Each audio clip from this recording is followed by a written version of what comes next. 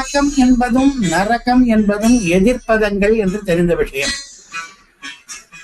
நாகம் என்றால் சொர்க்கம், நரகம் என்றால் அதற்கு எதிரான கீழுலகம். சொர்க்கம் என்பது மேலுலகம், நரகம் என்பது கீழ் உலகம். அந்த விதத்திலே இவ்விரண்டும் எதிர்ப்பதங்கள்.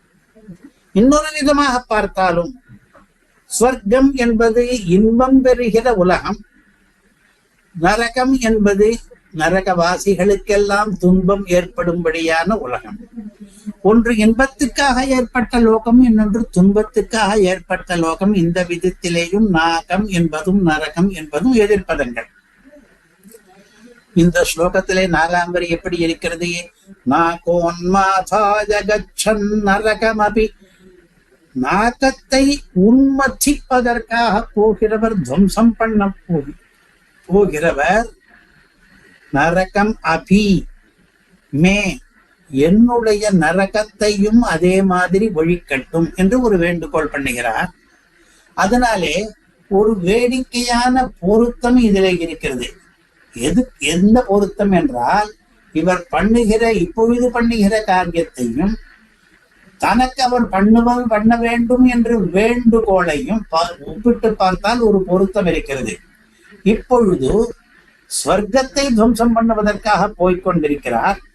நான் என்ன வேண்டுகிறேன்?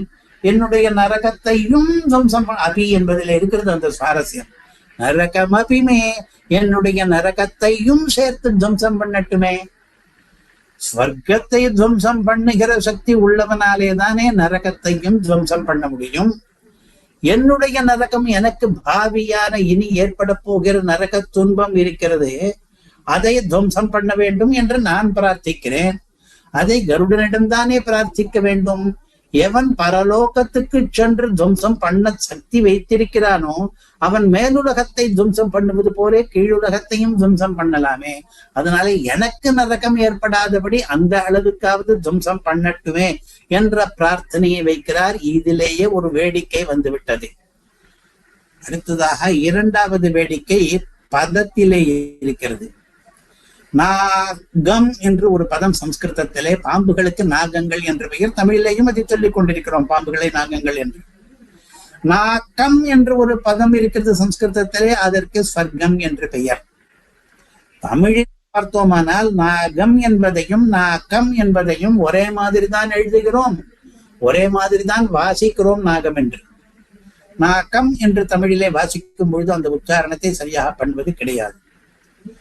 சரி, அர்த்தம் அது நாகம் என்று உச்சரித்தால் ஒரு அர்த்தம், நாகம் என்று உச்சரித்தால் வேறு அர்த்தம் சம்ஸ்கிருதத்திலே. அதை வைத்து வேடிக்கை தேசிகன் பண்ணுவது உண்டு பல இடங்களிலே. அடைக்கலப்பத்திலே நாகமரநயன் முதலா நாகநகரார்த்தமக்கும் என்றிருக்கிறது. நாக என்று 2 தடவை வந்திருக்கிறது. முதல் தடவை நாகம் என்பதற்கு பாம்பு என்று அர்த்தம், 2ஆம் தடவை நாக நகர் என்று வந்திருக்கிறதுக்கு ஸ்வர்க நகரம் என்று அர்த்தம்.